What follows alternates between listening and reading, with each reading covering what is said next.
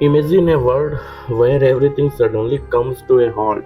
The busiest streets become silent, offices empty earlier than usual, schools rush to finish classes, families gather in front of television screens, millions fill giant stadium, and billions of eyes are fixed on one thing: a single football.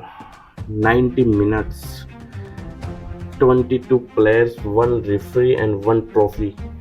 But behind those 90 minutes lies a story that has been written for more than a century. A story of dreams, war, politics, money, passion, victory, and heartbreak. This is the story of FIFA World Cup and the greatest sporting event on the earth, and it is 2026. The story is about to be rewritten once again for the first time ever. 48 nations, 104 matches, three host countries, and billion of people connected by one beautiful game. But before we talk about the biggest World Cup ever, we need to understand one question: why does the entire world love football so much? Football is more than a sport, it is a language. You don't need to understand English, Spanish, Portuguese, Arabic, or French. A football speaks every language.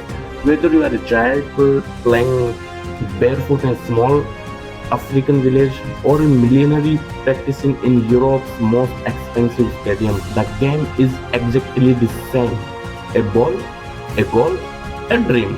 Unlike many sports that require expensive equipment, football requires almost nothing. Sometimes children don't even have a real football. They kick plastic bottles, old clothes tied together, or homemade balls made of paper and tape. Because football is not about having everything, it is about believing you can become something. This is why football became the world's most popular sport. Today, more than 250 million registered players play football professionally or competitively. More than 5 billion people follow the sports worldwide. No other game comes close. Many people believe football was invented in England. That is only partly true. Games involving kicking a ball existed thousands of years ago. Ancient China had a military game called Kuzu. The Greeks had similar balls game. The Romans also played a different form of football like sports, but none of them looked like a modern football. The game we know today was born in England during the 19th century. At that time, every school had different rules. Some allowed players to carry the ball with their hands, others didn't. Some games are incredibly violent. Players often left the field with broken bones. There were no universal rules, no official referees, no standardized field. Everyone played differently. The confusion continued until one historic day. That day, everything changed. October 26, 1863, London. Representatives from different football clubs gathered inside a building called the Freemasons Tavern. Their mission was simple: create one set of rules that everyone could follow. After long discussion, arguments, and disagreements, they finally formed the Football Association. This movement changed sports forever. For the first time, football had officials law. Handling the ball was banned. Passing became more important. Skill replacement violence. The modern game had been born. Nobody inside the room could imagine that one day their sport would unite the entire planet. Britain was the world's biggest trading empire. British sailors, engineers, teachers, and businessmen traveled across continents. Wherever they went, football traveled with them. Ports in South America, factories in Europe, schools in Asia, colonies in Africa. The game spread faster than anyone expected. Soon, Argentina fell in love with football. Brazil embraced it. Italy adopted it. Germany built strong clubs. Spain created rivalries. Africa made it a symbol of hope. By the early 20th century, football was no longer England's game. It belonged to the world. A game that unites billions. Think about this: a child in Brazil, a teenager in India, a taxi driver in Egypt, a farmer in Argentina, a student in Japan never meet each other. They may not speak the same language, they may never visit the same country, yet they all celebrate the same goal. They all understand the same emotion: joy, fear, hope, disappointment. This that is football's greatest power. It doesn't ask who you are, it's only ask which team do you support. By the beginning of the 20th century, football had become the world's fastest growing sports, but there was still one problem. There was no tournament to decide who truly was the greatest football nation on earth. The world needed something bigger, something that would bring every nation together, something history had never seen before. And then a man had the impossible dream, a dream that would eventually became the FIFA World Cup. Imagine spending your entire life building something that the world believes is impossible. Everyone laughs at your dream. Governments don't care. Clubs refuse to cooperate. Travel is expensive. Countries don't trust each other. And yet one man refused to give up. That man's name was Jules Rimet. If football has a father, many believe it is him, because without Jules Rimet, the world probably be no FIFA World Cup. The man who dreamed of uniting the world at the beginning of the 20th century. Football was growing faster than ever before. England loved it, Scotland loved it, Argentina loved it, Uruguay loved it, Brazil had begun embracing the sport. Almost every country wanted to play, but there was one high problem. Every nation played only friendly matches. There were no global champion, no trophy, no World Cup champion, only cushions. Which country was truly the best? Nobody knows. Julius Rimet believed football would do something no politician could achieve. It could bring nations together, not through war but through sport, not through bullets but through a football. For him, football was not just entertainment, it was a symbol of peace. Years before the World Cup became reality, another important organization had already been created. On 21 May 1904, representatives from several European countries meet in Paris. Their goal was simple: create one international body that could govern football. The organization became known as FIFA, the Federation International de Football Association. At first, FIFA was very small. Only a handful of countries joined. Many people didn't believe it would survive. Even England, the birthplace of modern football, was skeptical. And but slowly, more nations joined. Football continued growing, and FIFA became stronger every year. Still, there was no World Cup. Why the Olympics were not enough back then? Football was played at the Olympic Games, but there was a major problem. The Olympic only allowed amateur players, professional footballers. The very best player in the world couldn't participate. Imagine organizing the greatest cricket tournament without allowing professional cricketers. It made no sense. Julius Rimet no football deserved its own tournament, a competition where every country's best player could compete. Regardless of whether they were professionals or amateurs, it sounded simple, but convincing the world was incredibly difficult. The impossible dream. Many football associations rejected the idea. They asked difficult questions: who would pay? Who would travel? Who would host it? Remember, this was 1920s. There were no commercial airplanes, no internet, no live television. Travel across the Atlantic Ocean took weeks of by ship. Organizing an international tournament seemed almost impossible, but Jules Rimet refused to quit. For years, he visited different countries. He negotiated with football leaders. He convinced governments. He explained his vision again and again. Eventually, his determination paid off. Why? Now another question appeared: which country would host the very first World Cup? Many expected a European nation: England, Italy, France. But surprisingly, the honor went to small South American country, Uruguay. Why? This was because Uruguay was the strongest football nation of the era. They had won Olympic gold medals in 1924 and 1928. They were celebrating the centenary of their independence. Most importantly, their government agreed to pay travel expenses for participating teams. That was a high incentive. Remember, traveling across the ocean was extremely expensive. Argue removed the burden and FIFA accepted their proposal. History had been made. The first FIFA World Cup.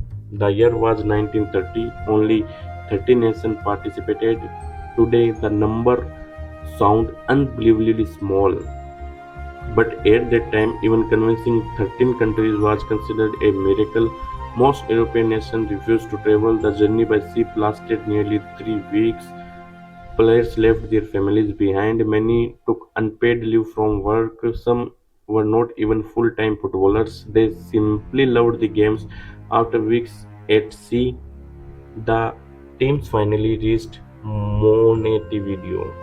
Nobody knew they were about to create sporting history. The first match on 13 July 1930, the FIFA World Cup match began. No billion-dollar television deal, no giant LED screens, no social media, no millions of cameras, just football, pure football. The atmosphere was electric. Fans had waited years of this moment, and finally the dream became reality. The World Cup had officially begun. The first champion at the tournament progressed. One nation looked unstoppable. Uruguay, the host country, played between football, fast passing, brilliant teamwork, fearless attacking. Eventually, they reached the final. Their opponent, Argentina, the rivalry already existed, but this match would make it legendary. More than 68,000 spectators packed the stadium. The tension was unbelievable. Argentina had during the match, but Uruguay fought back. They scored again and again. The final whistle blew. Uruguay 4, Argentina 2. The first UEFA champion were crowned, and entire nation celebrated. Nobody realized it then, but they had witnessed the beginning of a tournament that one day would become the biggest sporting event on earth. The original World Cup trophy was named after the man whose dream made everything possible, the Jules Rimet Trophy. Winning it became every footballer's greatest ambition. Children across the world now had a dream, not just to play football, but to lift that golden trophy and make their nation proud. The world changed forever. After the success of the first tournament, football would never be the same again. Every 4 years, the World Cup stopped. Every fourth year, the world would stop, countries would compete, heroes would be born, legends would rise, and history would continue writing itself. But no one knew that soon the entire world would be thrown into chaos. A devastating war would force the World Cup to disappear. For 12 long years, there would be no champion, no celebration, only silence. Ending, I would like to say the World Cup had survived its birth, but could it survive a world at war? In the next chapter, we will witness how World Cup second stopped football, how the tournament returned from the ashes, and how legends like Pele transformed the World Cup into a global obsession. This is the only for the beginners. So this is the entire World Cup history. But before we talk about the biggest World Cup ever, you need a smooth transition that explain why the World Cup became the biggest sporting event on earth.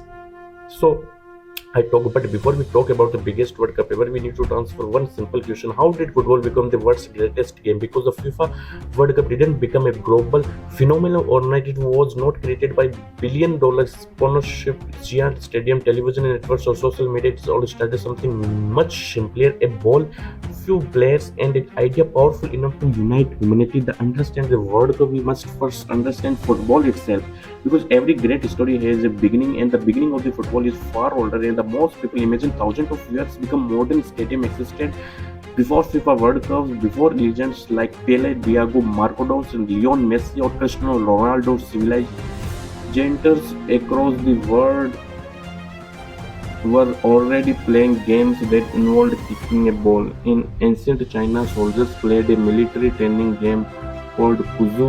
More than 2000 years ago, players tried to kick a leather ball through a small opening without using their hands. Modern football is now it is today, but it proved one thing: humanity had already always loved the challenge of controlling a ball with his feet. The Greek and Romans also played similar ball games. These matches were often physical, chaotic, and sometimes even violent. There were no fixed rules, no referees, no official playing field. Every region played differently, but the real turning point came centuries later. In 19th century England, during the Industrial Revolution, school colleges across England began playing different versions of football. The problem was every school had its own rules. Some allowed players to carry the ball with their hands, but others completely banned it. So this is the main signatures of the FIFA World Cup. Now let's make a look at what makes the 2026 FIFA World Cup truly historic. Because this is not just another World Cup, it is beginning of a completely new era in football. For nearly 3 decades, the World Cup featured 32 teams, 32 nations, 64 matches, one champion. But in 2026, everything changes. For the first time in history, 48 nations will compete for football's greatest prize. That means more countries, more players, more fans, and more unforgettable moments. The tournament has expanded from 64 matches to an incredible 104 matches, making it the largest FIFA World Cup ever organized. But that's only the beginning. For the first time, the World Cup will be hosted by three nations simultaneously: the United States, Canada, and Mexico.